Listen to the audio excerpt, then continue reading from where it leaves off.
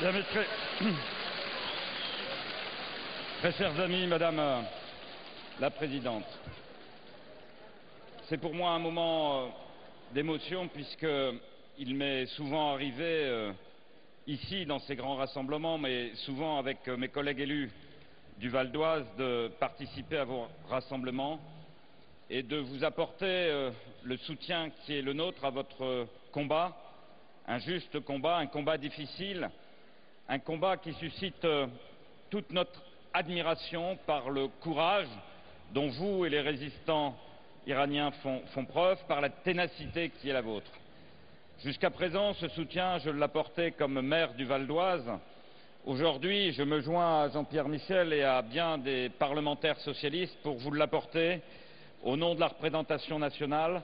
Je crois que dans le nouveau groupe socialiste, nous sommes aujourd'hui nombreux à considérer que la France doit retrouver une place qu'elle avait perdue dans le monde, qu'elle doit porter une parole forte et qu'en particulier, s'agissant de l'avenir de l'Iran, de l'avenir du peuple iranien, du nécessaire retour à la démocratie, du nécessaire arrêt du processus d'élaboration de l'arme nucléaire en Iran, il faut que la France intervienne là comme ailleurs. Et je me joins aux propos de Jean-Pierre Michel pour dire qu'effectivement, François Hollande, que nous avions avec Jean-Pierre Muller accompagné il y a 5-6 ans à Auvers, où il était venu voir la présidente Mariam Rajavi, je crois qu'il appartient aujourd'hui à François Hollande de faire des choix clairs, de faire en sorte que ce qui a pu se débloquer avec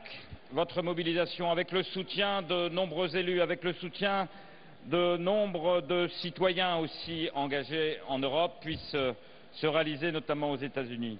Et puis, je veux dire que ce combat que vous menez depuis 30 ans, nous sommes ici, nous, persuadés que vous le gagnerez. Il n'y a pas de dictature qui ne prenne un jour fin. Il faut toujours combattre. Il faut aujourd'hui régler en urgence la question des résidents d'Ashraf. Nous demanderons au gouvernement français de faire en sorte que toutes les garanties soient données aux résidents d'Ashraf et du camp Liberty pour qu'ils puissent d'abord garder la liberté, qu'ils puissent effectivement bénéficier du nécessaire droit d'asile. Et je veux, pour conclure, parce que je ne vais pas répéter ce qu'a dit brillamment Jean-Pierre Michel, vous dire que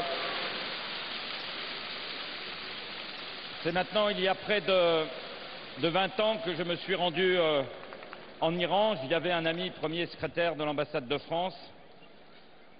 J'y ai découvert un pays superbe, un pays avec une histoire, une culture, des traditions extrêmement fortes. J'y ai rencontré surtout des Iraniennes et des Iraniens de tous âges, subissant ce régime, gardant une capacité de résistance intacte. Et je pense souvent à elles et à eux, et j'attends comme vous avec impatience le jour où nous pourrons ensemble retourner en Iran, parce que les organisations internationales, parce que celles et ceux qui dirigent aujourd'hui le monde et qui ont cette responsabilité politique et cette capacité politique à permettre la fin du régime des Mollahs prendront leurs responsabilités. C'est pour ça que nous sommes là, c'est ce que nous ferons.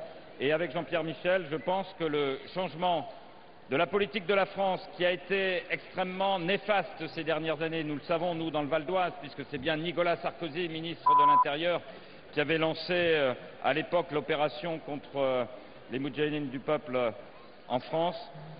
Une nouvelle page s'ouvre, nous allons l'écrire ensemble et j'espère que le plus rapidement possible, nous pourrons nous retrouver ensemble dans un pays qui aura retrouvé la liberté, qui aura retrouvé son identité, ses valeurs, qui aura retrouvé sa dignité, c'est-à-dire l'Iran libre. Merci.